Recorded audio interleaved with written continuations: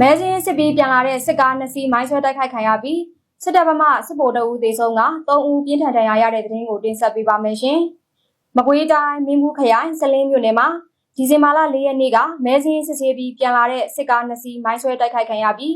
စစ်တပ်ဘက်မှစစ်ဗိုလ်တအုပ်သေဆုံးက3ဦးပြင်းထန်ဒဏ်ရာရရှိခဲ့တယ်လို့ဒေါင်းစစ်အောင် local PDF ကထုတ်ပြန်ထားပါတယ်။စလင်းမြို့နယ်တနေရာမှာစစ်ကော်မရှင်အဖွဲ့ရဲ့အတူရောင်ရွေးကောက်ပွဲပြုလုပ်ဖို့အတွက်ကျေးရွာတွေကိုမဲစင်းစစ်ဆေးပြီးပြန်လာတဲ့အင်အား60ကျော်ပါစစ်ကား2စီးကိုမိုင်းဆွဲတိုက်ခိုက်ခဲ့တာလို့သိရပါတယ်။စစ်ကော်မရှင်ကထုတ်ပြန်ထားတဲ့ရွေးကောက်ပွဲကျင်းပမယ်မြို့နယ်စင်းထဲမှာပထမတော့စလင်းမြို့နယ်ကမပါဘူး။ဒါပေမဲ့ခုကျရွေးကောက်ပွဲလုပ်မှလို့ကြားတယ်။စစ်တပ်တပ်ဖွဲ့ဝင်တွေအုပ်ကြီးတွေဌာနဆိုင်ရာဝန်ထမ်းတွေက